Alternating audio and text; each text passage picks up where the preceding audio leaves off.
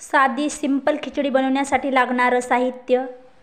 एक कांदा चिरून घेतला, लसूण, मसूरची डाळ, मुगाची डाळ, मीठ, जिरं, मोहरी, हळद, लाल मिरची, टोमॅटो, आलू,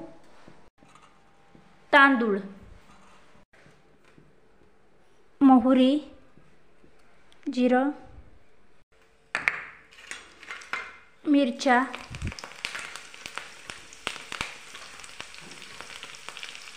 कांदा, लहसुन, आलू,